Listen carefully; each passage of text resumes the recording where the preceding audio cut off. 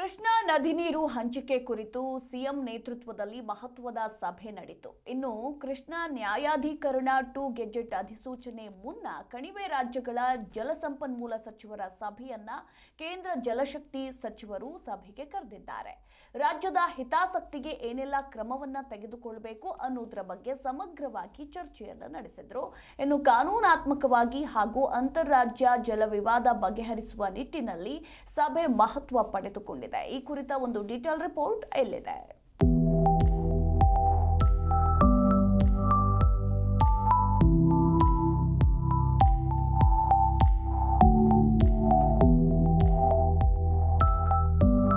ಹೌದು, ಕೃಷ್ಣಾ ನ್ಯಾಯಾಧಿಕರಣ 2ರ ಗೆಜೆಟ್ ಅಧಿಸೂಚನೆ ಕುರಿತು ಕೇಂದ್ರ ಜಲಶಕ್ತಿ ಸಚಿವರು ಮೇ 7ರಂದು ಕಣಿವೆ ರಾಜ್ಯಗಳ ಜಲಸಂಪನ್ಮೂಲ ಸಚಿವರ ಸಭೆ ಕರೆದಿದ್ದಾರೆ. ಈ ಹಿನ್ನೆಲೆಯಲ್ಲಿ ಮುಖ್ಯಮಂತ್ರಿ ಸಿದ್ದರಾಮಯ್ಯನವರು ಹಿರಿಯ ಸಚಿವರು, ಕಾನೂನು ತಜ್ಞರ ಜೊತೆ ಸಭೆ ನಡೆಸಿದರು. ಸಭೆಯಲ್ಲಿ ಡಿಸಿಎಂ, ಜಲಸಂಪನ್ಮೂಲ ಸಚಿವ ಡಿಕೆ ಶಿವಕುಮಾರ್, ಕಾನೂನು ಸಚಿವ ಎಚ್ಕೆ ಪಾಟೀಲ್, ಎಂಬಿ ಪಾಟೀಲ್, ಎಚ್ಸಿ ಮಹದೇವಪ್ಪ ಸೇರಿದಂತೆ ಸುಪ್ರೀಂ ಕೋರ್ಟ್ ರಾಜ್ಯದ ಪರ ವಕೀಲರು ಭಾಗಿಯಾಗಿದ್ರು. ಇನ್ನು ಸಭೆಯಲ್ಲಿ ರಾಜ್ಯದ ರೈತರ ಹಿತಾಸಕ್ತಿ ಕಾಪಾಡೋದಕ್ಕೆ ಸರ್ಕಾರ ಬದ್ಧವಾಗಿದೆ. ರಾಜ್ಯದ ಪಾಲಿನ ನೀರನ್ನ ಪಡೆದುಕೊಳ್ಳೋದಕ್ಕೆ ಕಾನೂನು ಕ್ರಮಗಳು ಸೇರಿದಂತೆ ಎಲ್ಲ ಪ್ರಯತ್ನ ನಡೆಸೋದಕ್ಕೆ ಸಿಎಂ ಸೂಚನೆ ನೀಡಿದ್ರು.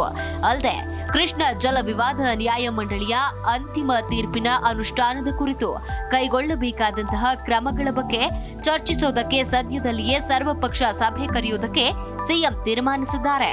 ಇನ್ನು ಕೃಷ್ಣಾ ಜಲ ವಿವಾದ ನ್ಯಾಯಮಂಡಳಿಯ ಅಂತಿಮ ತೀರ್ಪಿನ ಗೆಜೆಟ್ ಅಧಿಸೂಚನೆ ಪ್ರಕಟಿಸುವುದಕ್ಕೆ 2011ರ ಸುಪ್ರೀಂ ಆದೇಶವನ್ನ ಮಾರ್ಪಡಿಸುವುದಕ್ಕೆ ಒತ್ತಾಯಿಸಲಾಯಿತು. ನ್ಯಾಯಾಲಯದಲ್ಲಿ ಅರ್ಜಿ ದಾಖಲಿಸಲು ಹಾಗೂ ಕೇಂದ್ರ ಸರ್ಕಾರದ ಮೇಲೆ ಒತ್ತಡ ಹೇರುವುದಕ್ಕೆ ನಿರ್ಧಾರ ಮಾಡಲಾಗಿದೆ. ತಾರೀಕು ಕೇಂದ್ರದ ಜಲಶಕ್ತಿ ಮಂತ್ರಿಗಳು ಒಂದು ಮೀಟಿಂಗ್ ಕರೆದಿದ್ದಾರೆ. ನಮಗೆ ಮಹಾರಾಷ್ಟ್ರಕ್ಕೆ, ತೆಲಂಗಾಣ, ಆಂಧ್ರ ಇವರೆಲ್ಲರಿಗೂ ಒಂದು ಮೀಟಿಂಗ್ ಕರೆದಿದ್ದಾರೆ. ಅದಕ್ಕೆ ಒಂದು ಪೂರ್ವಭಾವಿಯಾಗಿ ನಾನು ಮತ್ತು ಉತ್ತರ ಕರ್ನಾಟಕದ ಮಂತ್ರಿಗಳು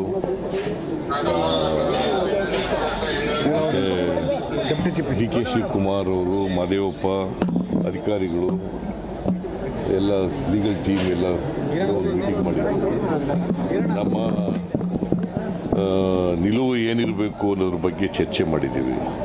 ಇನ್ನು ಕೃಷ್ಣಾ ಜಲ ನ್ಯಾಯಾಧಿಕರಣದ 2ರ ತೀರ್ಪು ಅಂತಿಮ ತೀರ್ಪಿನಡಿ ಕರ್ನಾಟಕ ರಾಜ್ಯಕ್ಕೆ 173 ಟಿಎಂಸಿ ನೀರನ್ನ ಹಂಚಿಕೆ ಮಾಡಲಾಗಿತ್ತು. ಈ ಪೈಕಿ ಯುಕೆಪಿ ಹಂತ 3ರ ಯೋಜನೆಗೆ 130 ಟಿಎಂಸಿ ಹಂಚಿಕೆ ಮಾಡಲಾಗಿದೆ.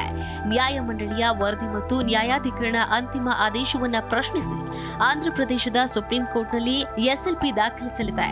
ಮುಂದಿನ ಆದೇಶದವರೆಗೆ ಕೇಂದ್ರ ಸರ್ಕಾರದ ಗಮನ ಸೆಳೆದು ರಾಜ್ಯದ ಸರ್ಕಾರ ಹಿತಾಸಕ್ತಿ ಕಾಪಾಡುವುದಕ್ಕೆ ಕಾನೂನು ಕ್ರಮಕ್ಕೆ ರಾಜ್ಯ ಸರ್ಕಾರ ಮುಂದಾಗಿದೆ.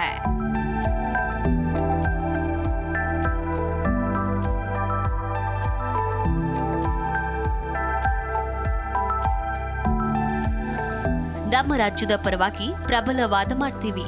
ಅಧಿಸೂಚನೆ ಹೊರಡಿಸುವವರೆಗೆ ಕಾಯೋದು ಬೇಡ. ರೈತರನ್ನ ವಿಶ್ವಾಸಕ್ಕೆ ತೆಗೆದುಕೊಂಡು ತೀರ್ಮಾನವನ್ನ ತೆಗೆದುಕೊಂಡಿದ್ದೇವೆ. ಮೇ 7ರ ತನಕ ಆಲ್ ಪಾರ್ಟಿ ಮೀಟಿಂಗ್ ಸಹ ಕರೆಯೋಕೆ ತೀರ್ಮಾನ ಮಾಡಿದ್ದೇವೆ ಅಂತ ಡಿಕೆ ಶಿವಕುಮಾರ್ ಹೇಳಿದ್ರು. ಕೂಡ ಮಾತನ್ನು ಕೊಟ್ಟಿದ್ರು. 7ನೇ ತಾರೀಕು ದೆಹಲಿಯಲ್ಲಿ ನಮ್ಮನ್ನ ಆಂಧ್ರ, ತೆಲಂಗಾಣ, ಮಹಾರಾಷ್ಟ್ರ ರಾಜ್ಯದ ಸಚಿವರುಗಳ ಸಭೆಯನ್ನು ಕೂಡ 7ನೇ ತಾರೀಕು ಕರೆದಿದ್ದಾರೆ. ತೆಲಂಗಾಣ, ಮಹಾರಾಷ್ಟ್ರ ಕೂಡ ಕರೆದಿದ್ದಾರೆ. 7ನೇ ತಾರೀಕು. ಇನ್ನು ಮೇ 7ರಂದು ಕೇಂದ್ರದ ಜಲಶಕ್ತಿ ಸಚಿವರು ಮೀಟಿಂಗ್ ಕರೆದಿದ್ದಾರೆ. ಕರ್ನಾಟಕ, ಮಹಾರಾಷ್ಟ್ರ, ತೆಲಂಗಾಣ, ಆಂಧ್ರದ ಸಚಿವರು ಭಾಗಿಯಾಗಲಿದ್ದಾರೆ. ಇದಕ್ಕೆ ಪೂರ್ವಭಾಗಿಯಾಗಿ ಇಂದು ಸಿಎಂ ನೇತೃತ್ವದಲ್ಲಿ ಸಭೆ ನಡೆದಿದ್ದು ರಾಜ್ಯದ ನಿಲುವು ಏನಿರಬೇಕೆಂದು ಚರ್ಚೆ ನಡೆಸಿದ್ದಾರೆ.